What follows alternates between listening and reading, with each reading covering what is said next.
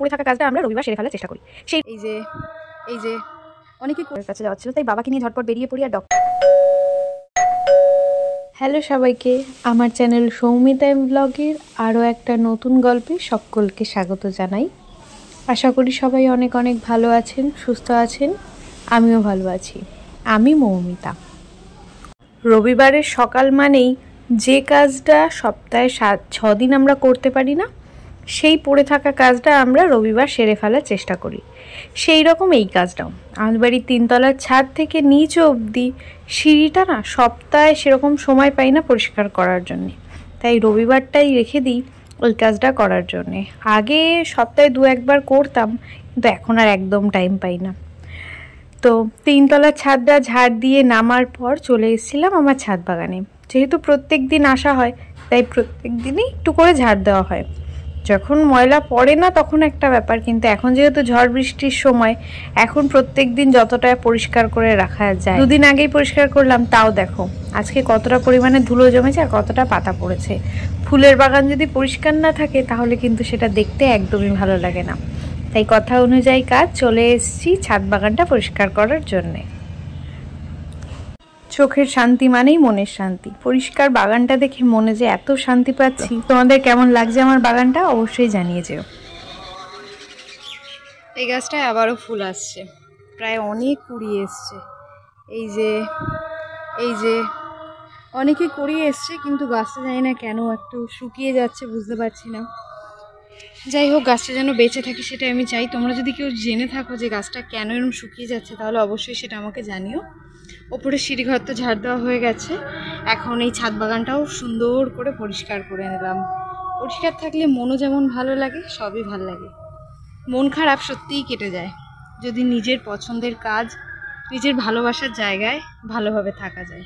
আর ওই যে ওপরের গাছটাতে 2খানা ফুল হয়েছে, কি ভালোই লাগছে দেখতে। তো চল নিচে যাওয়া যাক।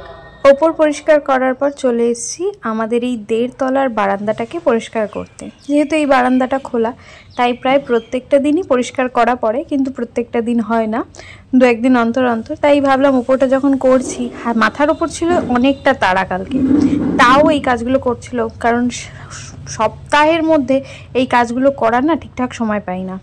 যাই হোক, তারা ছিল এই কারণেই, কারণ বাবার ডক্টরের কাছে যাওয়ার ছিল। তাই বাবাকে নিয়ে ঝটপট বেরিয়ে পড়ি। আর ডক্টর দেখিয়ে ফেরার পথে নিয়ে নিচ্ছিলাম আমরা মিষ্টি। খাওয়া দাওয়া করে যাইনি, তাই বাড়ি এসে সোজা ফ্রেশ হয়ে আগে বসে পড়েছি লাঞ্চের টেবিলে। লাঞ্চের টেবিলে বসেছি, কিন্তু তখন মোটেও লাঞ্চের টাইম ছিল না, তাই অল্প করে ভাত, আর মা করেছিল শাক ভাজা বাদাম দিয়ে, আর করেছিল আর মাছের ঝোল। দুপুরবেলা খাওয়া হয়নি, তাই পেটটা এতটা ডাকছিল, তাই ঝটপট আগে এসে বসে পড়েছি খেতে। খেয়ে দিয়ে ওঠার পর একটু বিশ্রাম নিচ্ছিলাম, কারণ অতটা রোদে এসেছি আর ভাল লাগছিল না। তারপর বেলাটা পড়ার পর এলাম আমার ছাদ বাগানে। আমার বাড়ির মধ্যে সব থেকে ভালো লাগার জায়গা এখন তৈরি হয়েছে এই ছাদ বাগানটা, যেখানে আসলে আমি অনেকটা শান্তি পাই। অনেকটা সময় কাটানোর চেষ্টা করি, কিন্তু অনেকটা সময় কাটাতে পারি না। অল্প কিছুটা সময় কাটাই, আর সেই সময়টাই হলো আমার সারাদিনের মধ্যে সব থেকে সুন্দর মুহূর্ত। প্রত্যেক দিন দুপুরবেলা আগে জল ভরে রাখতাম, আর সেই জলটা পরদিন দিতাম, কারণ দুপুরবেলা ট্যাঙ্কের জলে এত গরম হয় যে সেই জল দিলে গাছ আর বাঁচবে না। তাই এই বোতলে জল ভরে রেখেছিলাম, বোতল করে এনে জলটা প্রথমেই দিয়ে নিলাম।